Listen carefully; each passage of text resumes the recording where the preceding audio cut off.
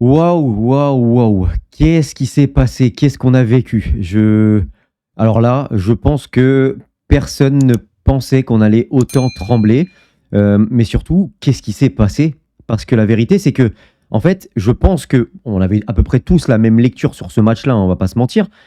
C'est assez incroyable de se dire qu'on a eu une lecture parfaite du match, c'est-à-dire on avait la compo de départ avec le choix Bradley Barcola, un choix payant puisqu'on mène 2-0 avec exactement ce qu'on avait dit, c'est-à-dire une équipe d'Aston Villa qui doit mettre la pression, qui sort et qui du coup laisse des espaces, et donc le Paris Saint-Germain en transition derrière va faire très mal avec notamment le choix Bradley Barcola. Il s'est avéré payant hyper rapidement dans la rencontre, donc là on se dit, ok, c'est bon, on va passer une très bonne soirée, tout est aligné, tout ce qu'on a annoncé, ça allait se passer. Et finalement, Aston Villa n'est pas au niveau. Et derrière, 2-0. En plus de ça, tu mènes 2-0. Bon, il y a un petit but avant la mi-temps où tu te dis, bon, voilà, ça arrive, hein, ils ont le droit de marquer aussi, c'est quand même une bonne équipe et ils sont chez eux. Tu rentres au vestiaire du coup à 2-1. Ça fait 5-2 au cumulé, donc tu as 3 buts d'avance. Donc là, tu te dis, bon, il reste 45 minutes, on sait gérer le ballon, on sait faire tourner la balle, ils vont se découvrir derrière, ils vont être obligés de se jeter à l'abordage, ça va bien se passer. Et derrière, patatras. Alors là, celle-là, je ne l'avais pas vu venir. Je n'ai rien compris. Parce que si c'était... Alors certains vont dire, oui, c'est le PSG, c'est les vieux démons, ils sont toujours là. Je ne peux pas l'entendre. Pourquoi? Parce que si c'était le cas, on aurait pris un but dans les premières minutes, comme on a pu faire. C'est-à-dire que d'antan, dans le passé, le 1-0 du Paris Saint-Germain, c'est pas un 1-0, c'est un 1-0 pour Aston Villa. C'est pas le Paris Saint-Germain qui ouvre le score dans nos démons passés. C'est un scénario rocambolesque, c'est un contre, c'est un penalty, c'est un rouge avec Zlatan face à Chelsea. C'est ça qui se passe. C'est un but d'Aston Villa qui aurait dû se passer si c'était les vieux démons. Les vieux démons, il n'y avait pas de 1-0, de 2-0 dans le match retour. C'est-à-dire que tu passes au travers de tout ton match retour avec les vieux démons du Paris Saint-Germain. Sauf que là, il y avait 2-0. Donc vraiment, c'est incompréhensible comment, à l'intérieur de ton match, tu as pu passer au travers autant. Bref, on est qualifiés les amis, on va quand même kiffer notre qualification, ça fait du bien. Deuxième qualification d'affilée en demi-finale de la Ligue des Champions avec Luis Enrique, ça fait extrêmement plaisir. Et puis c'est le football, c'est comme ça, des fois il y a des matchs, voilà, c'est lunaire, t'arrives pas à l'expliquer, il y a des fois la logique est respectée, comme face à Stuttgart, comme face à Brest. Il y a des fois, voilà, face à Anfield, face à Liverpool, tu ne prends aucun but, alors que ce soir tu en prends 3 alors que tu mènes 2-0. C'est lunaire, c'est comme ça, c'est le football. Mais même le Barça, regardez dans l'autre match, le Barça a perdu 3-1, le Barça a failli se faire peur. Donc voilà, comme quoi c'est comme ça, c'est jamais évident, peu importe. Et surtout encore plus quand tu mènes au score, parce que finalement tu t'arrêtes un petit peu de jouer, tu mets moins d'intensité dans les duels, tu sais pas trop comment négocier ça. Et ça arrive à tout le monde, et la preuve c'est arrivé au PSG et au Barça ce soir.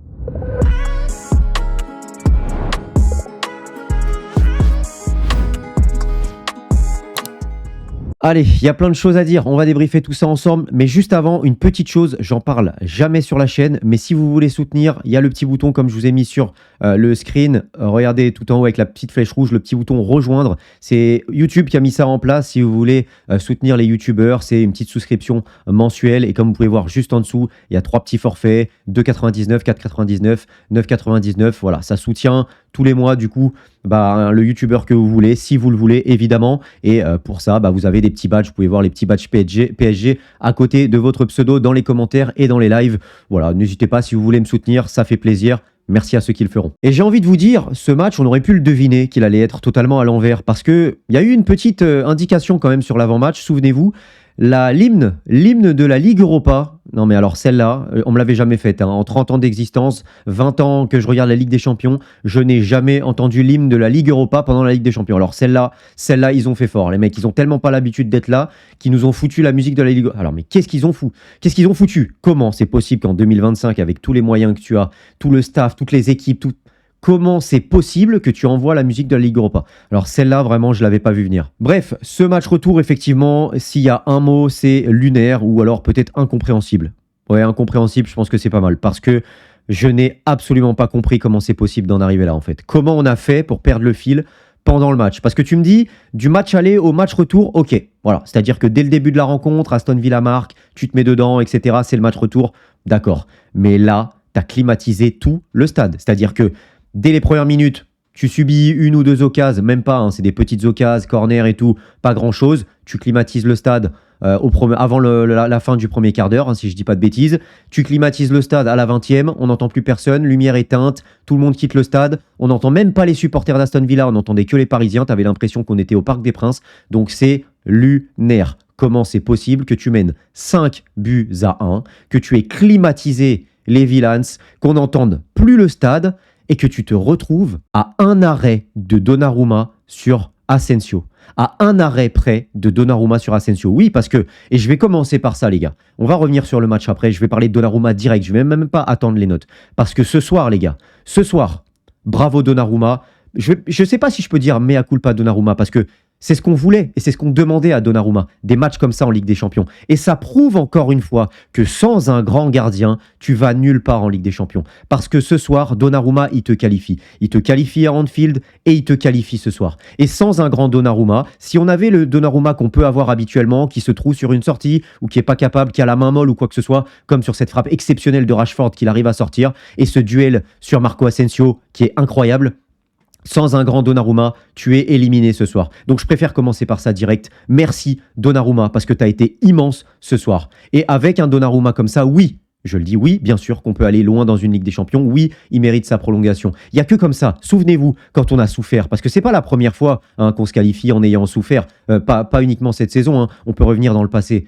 Keylor Navas, souvenez-vous, Keylor Navas, le nombre de fois où Keylor Navas nous a sorti du pétrin, que ce soit face au Real, que ce soit face au Barça, où il arrête le pénalty de Messi au match retour, juste avant la mi-temps, sachant que ça aurait pu faire, je crois, 2-2. Ça aurait pu tout changer. Et surtout face au Bayern, où il nous qualifie à lui tout seul. Et il fait un match exceptionnel. Eh ben oui, il n'y a qu'avec un grand gardien que tu peux aller loin dans une grande compétition internationale européenne comme la Ligue des Champions. Il n'y a que comme ça. Et ce soir, clairement, il nous a qualifiés. Ce soir, si on est qualifié, c'est grâce à Donnarumma. On reprend du coup le fil du match. Maintenant que ça s'est dit, je suis libéré. Bravo, bravo à Donnarumma. Et c'est tout ce qu'on demande. Parce que je dirais pas qu'on s'est trompé sur lui, parce que c'est pas ça. Parce que la vérité, c'est que on peut pas, tu sais, c'est comme un attaquant. Le mec, il marque pas pendant 10 matchs. Et puis après, il marque le 11e match. Et on va dire, alors, tu vois, alors. Ouais, mais non, mais oublie pas les 10 matchs. Donc on va pas oublier les boulettes de Donnarumma, la main molle sur Elliott, etc. Mais là, ce soir, il a été décisif, comme face à Liverpool, et il n'y a que comme ça qu'on peut aller loin en Ligue des Champions. Et on l'a vu par le passé, avec des Kevin Trapp, des Buffon qui nous mettent dedans, des Areola, etc. Donc voilà, merci à Donnarumma. Bref, on reprend le débrief. Oui, c'est lunaire parce que tu mènes 2-0, mais c'est mérité quelque part, parce que déjà, ce premier but d'Aston Villa, c'est les prémices. Ce premier but, alors certes, c'est malchanceux, parce que d'ailleurs, les 2 buts sont malchanceux. Les 2 buts d'Aston Villa sont malchanceux, parce que Pacho la met de la poitrine dans son but. Et le deuxième, pareil, je crois que c'est Pacho aussi qui la contre, et elle lobe Donnarumma. C'est 2 frappes contrées qui rentrent dans le but. Mais elles sont méritées pour Aston Villa. Pourquoi ? Parce que tu as arrêté de jouer. Parce que le Paris Saint-Germain a arrêté de jouer, a arrêté de mettre de l'impact dans les duels, a joué à la baballe, et surtout s'est fait peur. S'est fait peur avec des passes incompréhensibles, avec des duels perdus, avec de la facilité, à prendre l'adversaire de haut, tout ce qu'il ne faut pas faire. Et c'est incompréhensible parce que tu ne l'as pas fait sur le début de rencontre. Alors, c'est humain, tu mènes 2-0, ça peut arriver dans la rencontre. Sauf que quand tu prends ce 2-1 là, tu repars. Tu repars. Et c'est ce qu'on a fait avant la mi-temps. Mais alors, comment au retour des vestiaires, on prend ce deuxième but ? Comment on prend ce troisième but ? Comment c'est possible ? Et c'est dommage parce qu'il y a une partie de l'équipe quand même qui a mis les ingrédients. Je pense à Marquinhos qui a gagné énormément de duels, dont le premier d'ailleurs qui lance la contre-attaque et qui nous permet d'ouvrir le score. C'est Marquinhos qui gagne son duel. Il y a eu Nuno Mendes aussi par phase. Il y a eu Hakimi qui a été très bon. Donnarumma, on l'a dit. João Neves qui a été très bon. Fabian Ruiz qui a été très bon. Et même Dembélé, et ça je veux le dire aussi, quand on voit la course par exemple, à un moment donné, ça m'a choqué au retour des vestiaires. Et c'est pour ça que je ne comprends pas. Parce que même au retour des vestiaires, t'insuffles ça. Avec la course de Dembélé qui va presser Emiliano Martinez, qui est obligé de dégager et qui nous rend le ballon. Donc là, elle est là, l'intensité. Elle est là. Et ça, par exemple, c'est quelque chose qu'on n'aurait pas pu voir avec le PSG précédemment, avec Mbappé par exemple. Personne n'aurait fait cette course de pressing et qui oblige le gardien à dégager et qui nous permet de récupérer le ballon et de poser le pied sur le ballon. Le problème, c'est que derrière, on a arrêté de jouer. Au lieu d'aller essayer de marquer, de jouer, etc., on a arrêté de jouer. Les attaquants, que ce soit Gvara ou Barcola, ont arrêté d'aller chercher des 1 contre 1. Les milieux de terrain jouaient constamment vers l'arrière. Vitinha, on va en parler du match de Vitinha, mais il a fait un très, très mauvais match. Et du coup, c'est à l'image du troisième but, parce que ce deuxième but, il arrive, bon, c'est une frappe contrée, mais bon, voilà, t'es puni. T'es puni parce que tu recules, t'es puni parce que t'arrêtes de jouer. Et surtout, ce troisième but, quand je parlais de Vitinha qui tourne le dos dans la surface, Vitinha qui se tourne comme face à l'Atlético. Souvenez-vous face à l'Atlético, qui se tourne comme ça sur le crochet de Correa. Souvenez-vous. Qui se tourne aussi face à Arsenal sur le crochet de Trossard, qui centre pour Havertz. Souvenez-vous.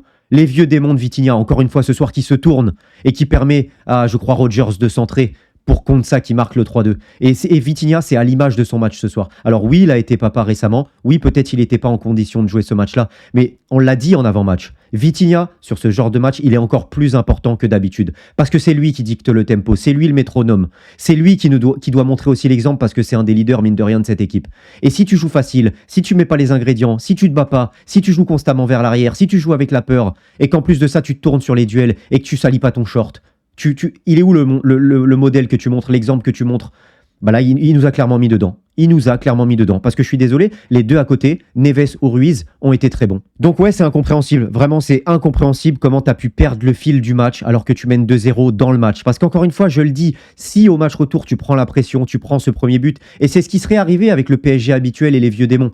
C'est pour ça que je dis, pour moi, c'est pas les vieux démons du PSG, c'est autre chose encore. Clairement, c'est autre chose encore. Et d'ailleurs, c'est pas que le PSG, parce qu'on a vu le Barça, encore une fois, perdre 3-1 ce soir. Donc comme quoi, bah en fait, quand tu mènes autant, le Barça qui avait 4 buts d'avance, le PSG qui avait 4 buts d'avance même en menant 5-1, c'est là que tu vois que bah, c'est trop compliqué. Aussi parce que tu as une saison à gérer, et quand tu mènes de 4 buts, ça peut arriver. Mais quand tu prends ce 2-1, là, tu dois te remobiliser et tu dois aller chercher la victoire. Et même à 2-2, tu dois pas arrêter de jouer parce qu'à 2-2, tu arrêtes encore une fois de jouer et tu prends ce troisième but. Et ça, c'est pas normal. Coup sur coup, ça, c'est pas normal. Tu as un avertissement sur le premier but, tu as un deuxième avertissement sur le deuxième et tu prends ce troisième, c'est pas normal. Une fois, 2 fois, je veux bien, 3 fois, c'est plus qu'une faute professionnelle. Donc, ouais, et comme je disais, dans le match, c'est encore moins compréhensible parce que les vieux démons, d'accord. Ok, les vieux démons, Aston Villa, chez lui, la forteresse de Villa Park, l'enfer, ils mettent la pression dans les premières minutes, ils marquent ce premier but. D'accord. Là, ok. On parle d'un match aller, puis d'un scénario qui a totalement rien à voir au match retour. Et là, on aurait dit oui, les vieux démons du Paris Saint-Germain. Parce qu'encore une fois, je le dis, si c'était le Paris Saint-Germain d'antan, on prenait un but dans les 15 premières minutes. C'est pas le PSG qui marque ce premier but, c'est Aston Villa qui marque ce premier but, si c'est le PSG d'avant. Sauf que là, eh ben, on fait le taf. 2-0. Le vrai PSG, le PSG d'aujourd'hui. Mais alors derrière, comment c'est possible? Vraiment, j'ai hâte de voir ce que Luis Enrique et les joueurs vont dire, parce que vraiment, je ne comprends pas. Je ne comprends pas. Alors, évidemment, ça peut s'expliquer. Tu mènes de 4 buts, il y a 5-1 au cumulé, tu te sens trop fort, tu leur mis 2 buts dans la musette, tu penses qu'ils sont finito. Sauf qu'en football, il faut respecter le football. En football, l'adversaire n'est jamais mort. En football, il faut respecter son adversaire et jouer jusqu'au bout. Et c'est ce qu'on a fait face à Brest, d'ailleurs. C'est pour ça que je vous le dis, c'est pas le Paris Saint-Germain d'antan. Le PSG d'aujourd'hui, normalement, il continue. Donc je sais pas pourquoi, je sais pas ce qui s'est passé. Et encore une fois, le Paris Saint-Germain d'antan, il n'aurait pas mis ce 2-0. Ce 2-0, c'est le Paris Saint-Germain face à Brest. Donc ouais, vraiment incompréhensible. Mais voilà, on va retenir la qualification, on va retenir Donnarumma qui nous a sauvés, et aussi l'entrée de Désiré Doué qui a fait beaucoup de bien parce que ça a permis d'avoir encore plus de disponibilité, d'impact physique, de technicité, et surtout il a fait une rentrée où il a récupéré énormément de ballons, parce qu'il faut le dire, le travail sans ballon, tous les replis défensifs que Barcola ne faisait plus, le nombre de duels perdus en deuxième mi-temps de Barcola qui mettait plus du tout l'intensité, qui était beaucoup trop frêle, beaucoup trop léger. Désiré Doué, il est venu, il s'est imposé. Désiré Doué a fait énormément de bien lors de sa rentrée, et c'est ça qui est fou avec ce gamin, c'est que quand il y a le feu, comme en championnat, c'était face à Monaco je crois, quand il y a le feu, tu fais rentrer Désiré Doué, 19 ans. Et ça, le message est fort. Mais bon, c'est comme ça, c'est la Ligue des Champions. Il n'y a pas d'adversaire facile.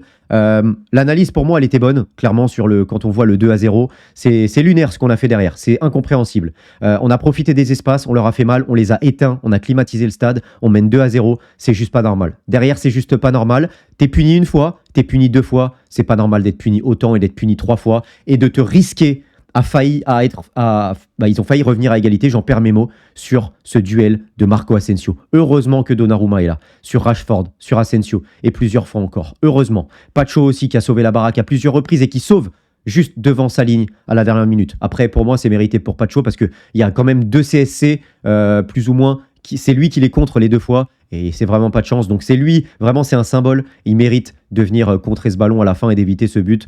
Parce que je crois qu'elle était cadrée, sa frappe je crois que c'est Ramsey ou Madsen. Bref, on est qualifié. Ça fait du bien, c'est le plus important. C'est dans la douleur, ça forge. Ça va nous apprendre aussi, je pense, c'est bien. Parce que ça va montrer au groupe que voilà, il faut, même à 2-0, même sur un match retour, même si tu penses que ton adversaire est cuit, bah, il faut continuer. Il faut continuer et continuer. Donc ça va servir de leçon, tant mieux. Et on est qualifié. Et c'est ce que j'aime aussi avec ce Paris Saint-Germain. C'est pour ça que je dis pour moi, l'ancien, il a disparu. C'est qu'on s'est qualifié. on s'est qualifié. L'ancien, il aurait pris ce 4e but d'Asensio. Je vous dis même l'ancien, il aurait pris 1-2-0 dès le départ, en fait, dans les 15 premières minutes. En tout cas, ça aurait été Aston Villa qui ouvre le score. Donc très content pour la qualification, pour ce groupe dans la douleur. Ça va servir de leçon, comme j'ai dit. Et maintenant, place, comme le Barça d'ailleurs qui a perdu, place sur les demi-finales. Ça va être totalement autre chose. On verra si ce sera Arsenal ou le Real Madrid. On en reparlera demain. Je ne sais pas si je vais live ou si on fera un débrief. Peut-être je débrieferai Arsenal-Real, Real-Arsenal. On verra. Bref, on passe du coup aux notes individuelles. Alors, on commence par le secteur défensif et donc Donnarumma, c'est un 9. Je vous ai déjà expliqué pourquoi, mais clairement, il sauve la baraque ce soir. Si on se qualifie, c'est grâce à lui. Donc, merci Donnarumma et pourvu que ça continue, en fait. Pourvu que ça continue parce que avec un grand gardien, avec un grand Donnarumma, que ce soit lui ou un autre, peu importe, mais avec un grand gardien, tu vas loin dans une grande compétition. Vous l'avez vu avec Thibaut Courtois, on l'a vu avec le PSG et Keylor Navas. C'est trop important d'avoir un gardien qui te sauve. Grâce à lui, on passe Liverpool. Grâce à lui, ce soir, on passe Aston Villa. C'est trop important. Donc, j'espère vraiment que ça va continuer parce qu'avec lui, dans cette forme, on peut aller très loin. Nuno Mendes, et même au pied d'ailleurs, même au pied sous pression, il a été très très bon, vraiment. Non, franchement, Donnarumma mérite son 9, très clairement. Nuno Mendes, c'est un 7 parce que ça contraste avec la performance offensive. Il y a eu 1 ou 2 erreurs, 1 ou 2 fautes bêtes où ça a coûté des coups francs, notamment cette tête de Konsa qui rate la balle, qui a failli nous coûter ce 4e but. Nuno Mendes, des fois, vraiment, ouais, tu te dis quand c'est pas Mohamed Salah, c'est relou, quoi. Mais offensivement, bon, il met ce but magnifique, poteau rentrant. C'est nos 2 latéraux qui marquent. La soirée était parfaite. C'est incompréhensible, vraiment. Tu démarres parfaitement, tu mets ce premier, tu mets ce deuxième, C'est incompréhensible, vraiment c'est incompréhensible. Mais bon, c'est un 7 quand même parce que ce but il est important mine de rien, il compte dans la balance à la fin. Pacho Marquinhos c'est un 6 parce que les deux ont été bons dans les duels, ont gagné beaucoup de duels. Mais bon, tu prends 3 buts, quoi. Tu prends 3 buts, tu as eu la pression, tu as perdu des duels aussi. C'est contrasté. Il y a Pacho qui sauve aussi. Marquis a gagné pas mal de duels. Ce premier but vient grâce à Marquinhos. Donc c'est contrasté. Mais après, c'est aussi, comme j'ai dit, Vitinha, dont on va parler devant, mais qui n'a pas été rassurant. Donc voilà, la défense a besoin d'être aidée aussi par tout le monde. Et même les offensifs. Gvara, sur certains duels, a perdu pas mal de duels aussi. Barcola aussi n'a pas aidé. En fait, devant Pacho et Marquinhos, il y en a qui ont perdu beaucoup de duels. Pareil avec Nuno Mendes. Donc, c'est pas évident pour Pacho et Marquinhos. Parce que si tu regardes uniquement leurs prestations individuelles, elle n'est pas si dégueulasse que ça. Donc, pour moi, c'est un 6. Dites-moi comment vous les jugez-vous. Hakimi, c'est un 8 parce que lui a été très bon, et défensivement et offensivement. Et même sous pression, il y a eu des bons retours. Vraiment, le retour d'Achraf Hakimi. Moi, je l'ai trouvé très, très bon. Vraiment. Et puis, il y a ce premier but où il fait un sprint. Il fait tout le terrain à vitesse grand V. Ouais, défensivement, il y a eu des très bons retours. Sous pression, il n'a pas failli. Il a récupéré des ballons importants. Il a tenu la pression. Et ouais, c'est un des leaders de cette équipe et on se qualifie. Donc bravo à Hakimi. Ensuite, je commence par Vitinha parce que c'est un 4. C'est pas la moyenne pour moi. C'est le pire match, je pense, de Vitinha.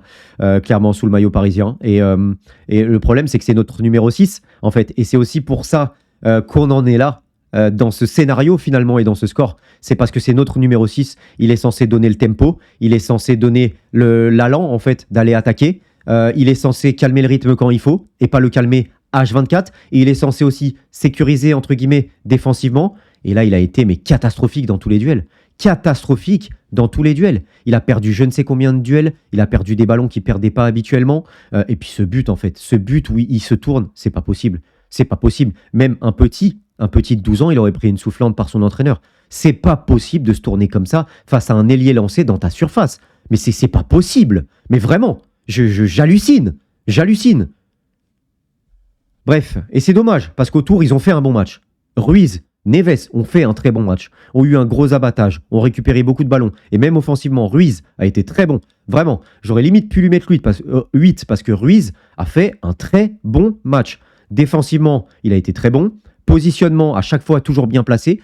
Plusieurs sorties de balles où il joue en une touche. Et ça, on peut en parler aussi. Parce que ça, quand je dis qu'on n'a pas respecté le football et quand je parle de jouer en une touche, Hakimi, à un moment donné, qui doit lancer Dembélé, il y a plusieurs occasions qu'on a pour mettre le 3-1 et qu'on ne met pas. Et même, d'ailleurs, à 3-2, il y a plusieurs occasions de mettre le 4-2 et on ne le met pas. Parce qu'on fait la touche de trop. Parce qu'on fait le dribble de trop. Parce qu'on veut la jouer individuelle.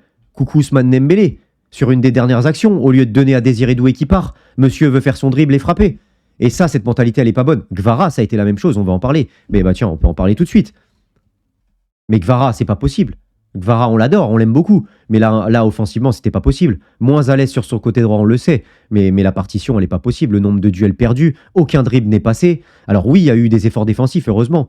Mais alors offensivement, il a rien apporté. Le nombre de duels perdus, de dribbles ratés, comment il a forcé ses courses et forcé ses dribbles. Là, offensivement, par moment, et Dembélé dans la deuxième mi-temps qu'on a senti agacé, ils ont tous forcé. Heureusement que Désiré Doué est rentré, il a fait beaucoup de bien. Et heureusement qu'il y avait Barcola aussi en première mi-temps. Bon, il y a eu la passe décisive aussi de Dembélé, hein, qui a été très bon en première mi-temps, mais ouais, il y a eu beaucoup de déchets offensivement et on n'a pas respecté le football, en fait, tout simplement. Il y a beaucoup d'occasions où on n'a pas respecté le football. Voilà, et je finis par Lucho, c'est un 5, parce que pour moi, quand tu mènes 2-0, 2-1 à la mi-temps, tu dois dire à ton équipe, en fait. C'est toi le maître de ton équipe, tu dois leur dire, vous jouez comme s'il y avait 0-0. Vous jouez 45 minutes à haute intensité et vous essayez de marquer. Vous ne pouvez pas jouer comme ça à la baballe, à reculer, à arrêter de gagner des duels, etc. Je pense que, alors certes, il y a les joueurs, mais lui aussi a sa responsabilité, et sur une deuxième mi-temps pareil, c'est aussi de sa faute. Clairement, pour moi, on peut incriminer les joueurs, on en parle des joueurs, mais on en parle aussi de Luis Enrique. Toutes les louanges qu'on a pu faire sur lui, très justifiées. Mais alors ce soir, par contre, la mentalité de l'équipe et le fait que tu te chies dessus à la fin, là, c'est à mettre aussi au crédit de Luis Enrique. Bon, j'espère que ça servira de leçon, j'espère qu'ils vont tous prendre une soufflante, parce qu'on a eu chaud. On a eu chaud, on ne le pensait pas. Mais voilà, on est qualifié et ça fait du bien. Deuxième demi-finale d'affilée. Juste bravo du coup pour les travaux, parce que faut le dire quand même, mais c'était pas prévu, quelque part, d'aller aussi loin déjà en début de saison par rapport au départ de Mbappé, même si nous on y croyait, hein, collectivement on le savait, hein, qu'on allait être meilleur, mais voilà, on nous donnait pas forcément favori à aller dans le dernier carré de Ligue des Champions, encore plus avec ce mercato où on recrute beaucoup de jeunes, encore plus avec le calendrier de Ligue des Champions qui a été le plus dur, hein, selon les statistiques, selon Opta, c'est le tirage le plus dur qu'a eu le Paris Saint-Germain. On est en 16e de finale, on passe. Liverpool, on passe. On est dos au mur, on perd 2-0 face à City, on passe. Liverpool à Anfield, on passe. Aston Villa, malgré ce scénario rocambolesque, on passe. En même temps, c'est mérité sur l'ensemble des deux matchs. Honnêtement, voilà, on mérite clairement, sur 3 mi-temps, on mérite très clairement de passer sur un quart d'heure où on ne mérite pas, mais voilà, tout le reste, on mérite. Et voilà, donc bravo à Luis Enrique, à Luis Campos, aux joueurs. Et puis maintenant, on va pouvoir rêver. Rêver avec une demi-finale qui sera d'ailleurs match retour au Parc des Princes. Ça va faire du bien d'être au parc devant le public. Et qui sait, peut-être une nouvelle finale après celle de 2020. Voilà. C'était tout pour ce débrief. N'hésitez pas à liker si le débrief vous a plu. Je ne sais même pas comment finir. Tellement ce match m'a chamboulé, je suis perdu. Voilà. Mais bon, on est qualifié, c'est l'essentiel. Allez, on se retrouve très vite, je pense demain, pour une nouvelle vidéo. D'ici là, portez-vous bien et surtout, n'oubliez pas d'être heureux. Ciao.